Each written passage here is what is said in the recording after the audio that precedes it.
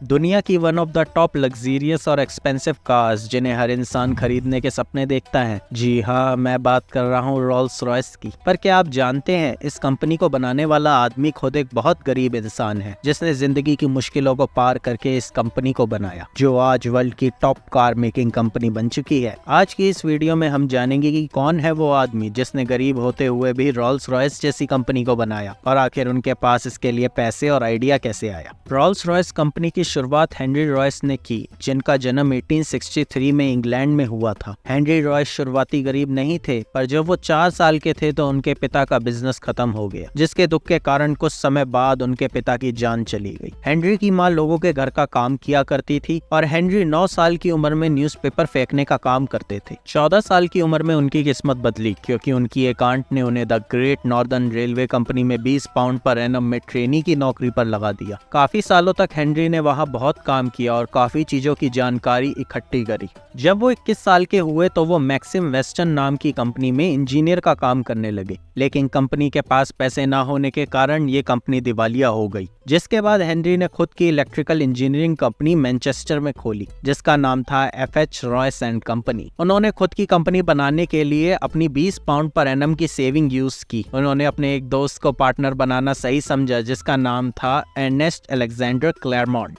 कुछ समय बाद उन्होंने नोटिस किया कि इलेक्ट्रिकल लाइटिंग्स और फिटिंग्स का काम काफी ज्यादा चल रहा है, इसलिए उन्होंने इन सब से रिलेटेड प्रोडक्ट्स बनाने शुरू किए, जिसकी वजह से उनकी कंपनी बहुत ज्यादा कमाई करने लगी और कंपनी की सेल्स काफी ज्यादा बढ़ गई। पर अभी उनकी मुश्किलों का अंत नहीं था। 1901 में जर्मन और अमेरिकन कंपनीज ब्रिटिश इलेक्ट्रॉनिक्स में आने लगी, जिसके कारण कंपटीशन बढ़ गया और सेल्स डाउन हो गई। बहुत कोशिश करने के बाद भी उनका बिजनेस खत्म होने लगा, जिसके बाद उनकी अपने पिता की तरह तबीयत घबराहट से खराब होने लगी। उस टाइम उन्होंने एक गाड़ी खरीदी थी जिसका नाम था डिक्विल। इस कार में काफी तरीके की प्रॉब्लम्स थी, जिनको हेनरी ने सोचा कि मॉडिफिकेशन करके ठीक करते हैं। पर इस चीज को करते वक्त एक चमत्कार हो गया और उन्होंने अनजाने में कार को रीडिजाइन ही कर दिया, जो कि ओरिजिनल कार से बहुत ज्यादा बढ़िया थी। यहीं से उन्हें आइडिया आया कि वो खुद की कार्स बनाया करेंगे। उन्होंने कुछ लोगों को इकट्ठा करके कार्स डिजाइन करना शुरू किया। सभी डिजाइन बन जाने पर उन्होंने वर्कशॉप में बनाने के लिए उन्हें भेज दिया। उनकी पहली कार 10 हॉर्स पावर और 2 सिलेंडर इक्विप्ड थी,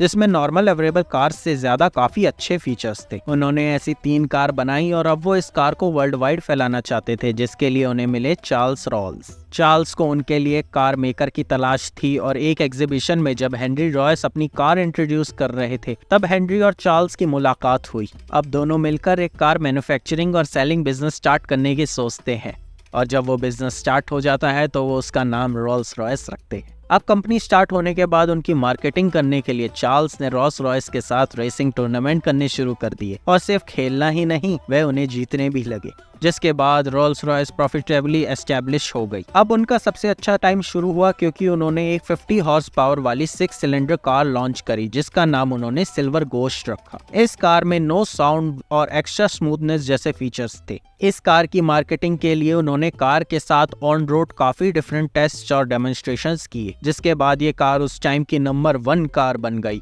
और बड़े से बड़े लोग इस कार को चलाने लगे। अब समय था 12 जुलाई 1910, जब एक प्लेन दुर्घटना के कारण चार्ल्स रॉल्स की डेथ हो गई। कुछ समय बाद हेनरी की भी तबीयत खराब होने लगी और ये पता लगा कि हेनरी को बोल कैंसर है। डॉक्टर्स ने कहा अब इनके पास कुछ महीने ही हैं, और कुछ महीने बीत जाने के बाद फिर एक चमत्कार हुआ और वो बिल्कुल ठीक हो गए। उन्होंने ठीक होते ही गोस्ट में काफी सारी इम्प्रूवमेंट्स किए, और उस समय उन्होंने सोचा कि हमारी कार में भी एक पर्सनलाइज्ड मैस्कॉट होना चाहिए। पर्सनलाइज्ड मैस्कॉट एक तरह का सिंबल या लोगो होता है जो कार को बाकी कार से डिफरेंशिएट करता है। तब काफी रिसर्च के बाद उन्होंने अपना पर्सनल मैस्कॉट बनाया, जिसका नाम पड़ा स्पिरिट ऑफ एक्सटेसी। अब समय आया सबसे बड़ी दिक्कत का, world war first. Economy down होने लगी और रोल्स रॉयस का सरवाइव करना भी मुश्किल होने लगा।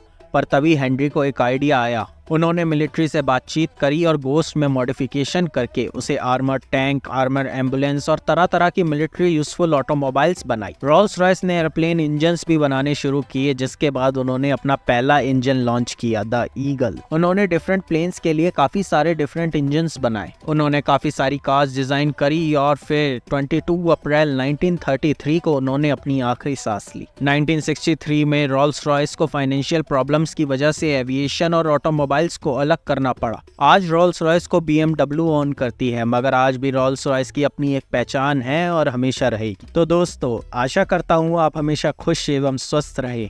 मिलता हूँ आपसे किसी नई कहानी के साथ। मैं शुभचिंतक, सबका भला सोचे, आपका भला होगा। Bye bye.